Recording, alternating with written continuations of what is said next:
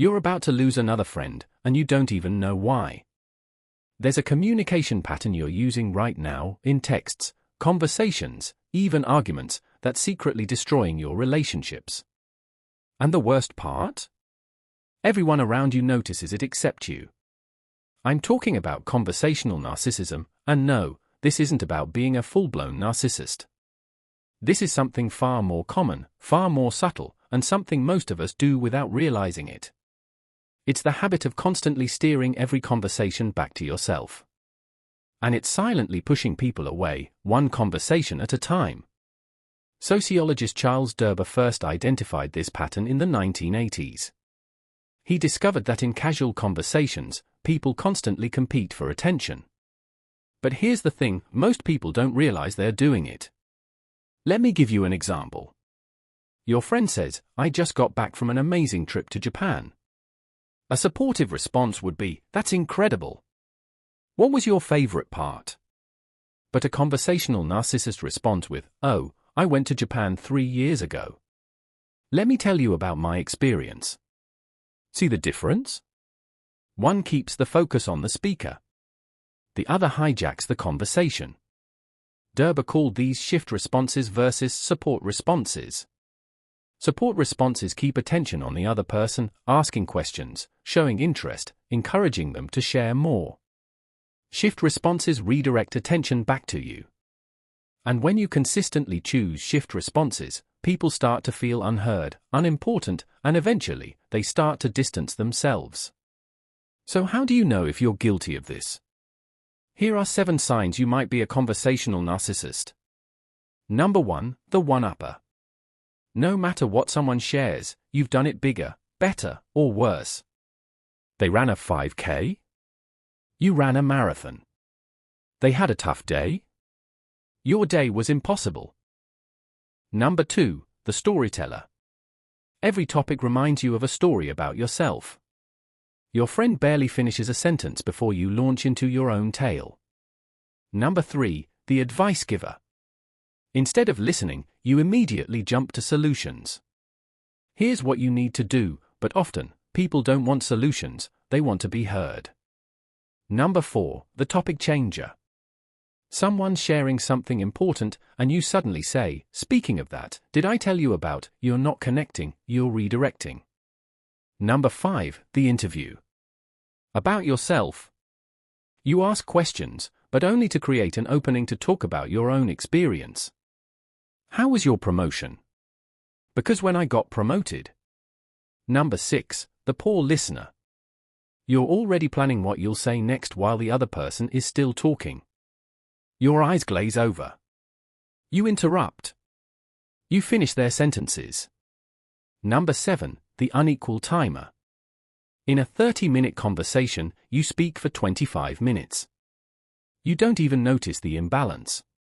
If you recognized yourself in 3 or more of these, it's time to make a change. Now, before you beat yourself up, understand this: conversational narcissism isn't always malicious. Often, it comes from insecurity. We shift conversations to ourselves because we're trying to relate, to show empathy by sharing similar experiences. We think, if I tell them about my experience, they'll know I understand. But what actually happens is we make it about us instead of them. Sometimes it's anxiety. We're uncomfortable with silence or with not knowing what to say, so we fill the space with our own stories. And sometimes, honestly, it's just habit. We live in a culture that celebrates self-promotion. Social media has trained us to broadcast ourselves constantly. We've forgotten how to simply listen without performing.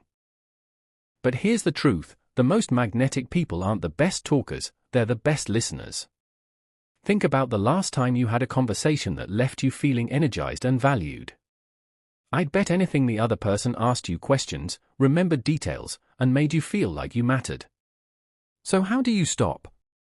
How do you become someone people actually want to talk to? First, the follow-up question test. After someone shares something, ask yourself, can I ask one more question about what they just said? Before you share your own story, dig deeper into theirs. How did that make you feel?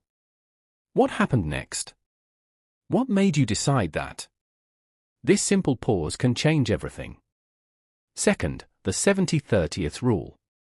In most conversations, aim for the other person to speak 70% of the time. Yes, really. If you find yourself dominating, consciously pull back. Create space for them. Third, practice the support response. When someone shares something, try these: tell me more about that. That sounds amazing. What was the best part? How are you feeling about it now? Notice how these keep the spotlight on them. Fourth, share briefly, then return. If you do relate a personal experience, keep it short, 2 or 3 sentences maximum, then bounce the conversation back. I went through something similar last year, and it was really challenging. How are you coping with yours? Fifth, notice the physical cues. Watch for signs someone feels unheard. They stop making eye contact, their answers get shorter, they check their phone, their energy drops. These are warnings. Course correct immediately. Sixth, the 24-hour challenge. Try this for 1 full day. In every conversation, make it your mission to leave the other person feeling heard and valued.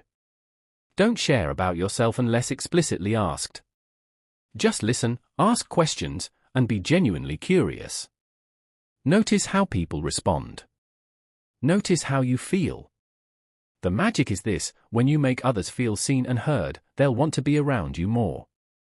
Not because you're the most interesting person in the room, but because you make them feel interesting.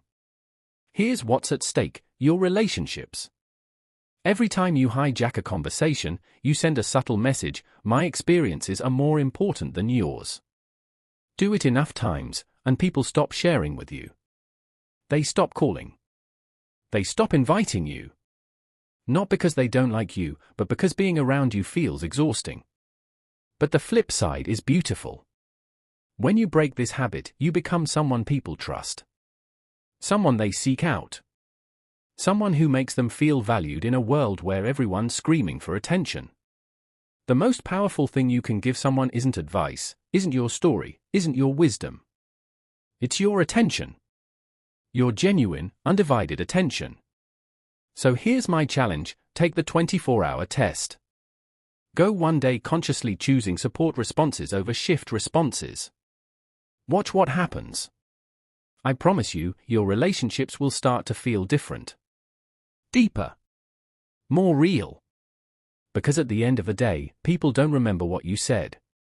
They remember how you made them feel. And the greatest gift you can give is making someone feel heard. If this video opened your eyes to your own communication patterns, share it with someone who needs to hear this. And if you want more content on building genuine connections in a disconnected world, subscribe and hit the notification bell. Thanks for watching. Now